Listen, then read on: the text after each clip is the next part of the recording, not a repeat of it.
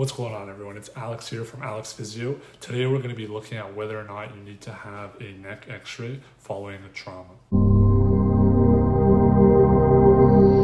In order to answer this question, we're going to utilize the criteria called the Canadian C-Spine Rules, which is a clinical decision-making tool used to determine whether or not you need to have neck x-rays after a traumatic injury. Before we start talking about this, let's talk about who is excluded from this criteria.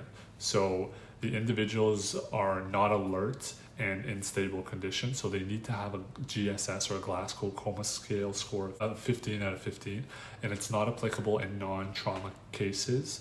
And also if the patient has unstable vital signs, if they have acute paralysis, if they have known vertebral diseases, or if they have previous history of cervical spine surgery, and also if they are less than 16 years old. So what are these criteria or questions that we need to ask in order to determine whether or not an x-ray is appropriate? The first one is there any high risk factor which requires imaging?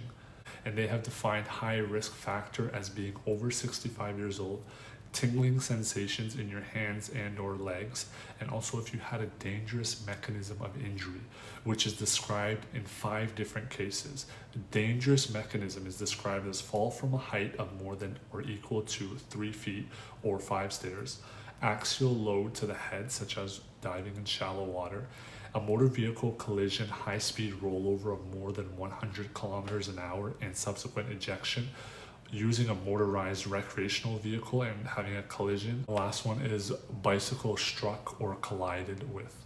If you state yes in any of those, then you need to get imaging right away.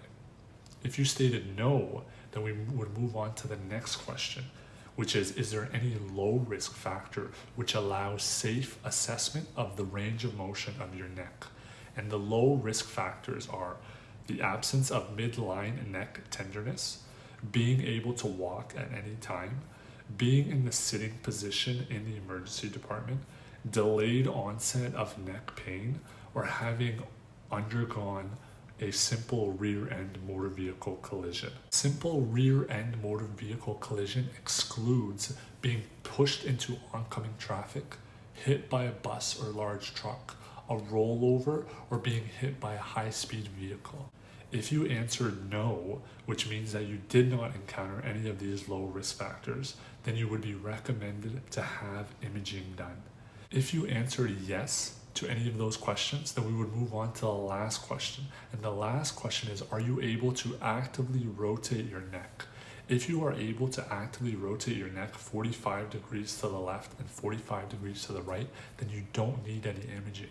If you're not able to, then you would require imaging. So to summarize, there are 3 questions that need to be asked, and depending on how you answer the questions or what your specific scenario was would determine whether or not you would proceed to the next question and see how you answer there versus going to get any sort of imaging. And there's a chart that outlines all of this that I'll link below and also show here. So this is super important because, as we know, motor vehicle collisions happen very often, and traumas that involve the neck happen very often as well. So this is a good way to streamline the decision-making process and to show you what happens in the hospital to determine whether or not an individual needs to have any sort of imaging for their presentation. Hopefully you found value from this video. If you did find value, consider looking at some of my other videos where I go into depth on various physio, exercise, and medical related topics. And if you still find value in the videos, please consider subscribing. It really allows my channel to grow, allows me to reach a wider audience. Until then, we'll see you in the next video, and thanks for watching.